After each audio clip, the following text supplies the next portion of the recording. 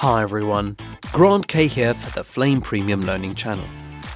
Welcome to part 2, looking at the new Gmasks tracer in Flame Premium 2016 Extension 1.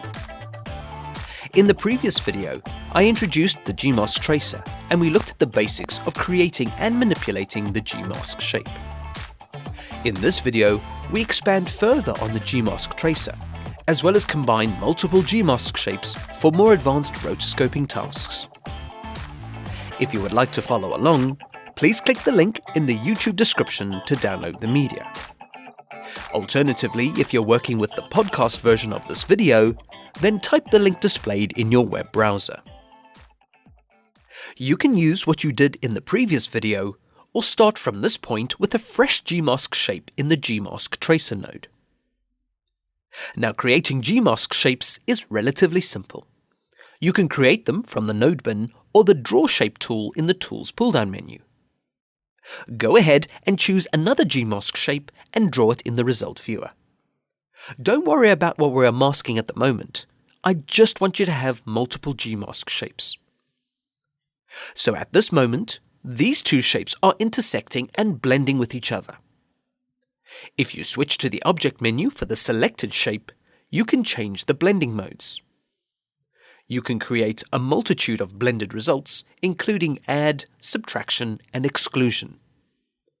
In my example, the top shape is subtracting from the bottom shape.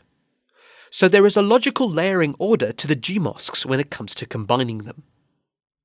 Let's say you wanted the first Gmask shape to subtract from the second. To understand the priority or order of the Gmask shapes, you can click the priority button or swipe downwards. This is the Gmasks tracer priority editor.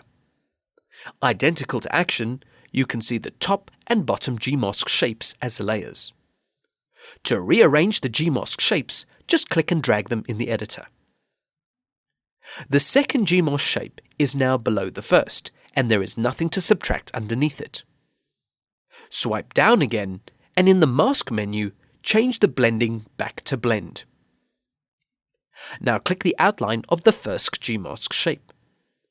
Change its blending to subtractive. So using the Gmasks tracer, it's much easier to determine and edit the order of the Gmasks shapes, as well as adjust the blending modes compared to previous versions of Flame Premium. Now you can just use the Gmasks tracer as a fast roto tool. But since this is derived off Action, it offers a wide more variety that may not be apparent.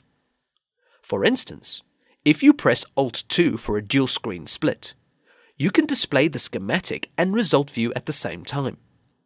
So just like Action, you can visualize your shapes as nodes, and all the functionality such as parenting, linking, instancing, and mimic are present. No prizes if you've already guessed that this is also a 3D environment. So you can use 3D coordinates to position Gmasks shapes. However, I just want to point out that the only way to arrange the order of the Gmasks shapes is through the priority editor. There is no enabled Z buffer like in the main Action compositor. But because this is based on Action, you can create 3D shapes in the Gmasks tracer. This gives you an alternative to use the Boolean functionality when combining multiple 3D shapes together. You can also use the 3D space as well as the Z depth to order the 3D shapes, unlike the Gmasks shapes. And as a reminder, the 3D shapes also have their own blending modes to combine them. At the end of the day, these will all be outputted as a matte. The other benefit of the 3D environment is that you can access more 3D tools. This also includes all the tracking methods, including Axis Planar Tracking and 3D Tracking. This just gives you more options to work faster. Finally, a small tip: if you switch to the Node Preferences menu for the Gmasks tracer, you will see an option called Matte Channel. By default, it's set to blue. So if you're using multi-channel media and your matte is embedded in the blue channel, it will be correctly read by the Gmasks tracer. There is also the option for red and green. So hopefully you've seen that the Gmasks tracer is not only just another basic rotoscoping tool. There is plenty to use. And by the way, did I mention that the Gmask tracer is compatible with Action? So you can start in any of the tools and copy and paste between the tool sets where needed. In the final video, we will finish our roto example. However, we'll take a different roto approach with embedded keying, which could definitely be a big help for a lot of challenges. Please move on to part 3 of the Gmask tracer. Comments, feedback and suggestions are always welcome and appreciated.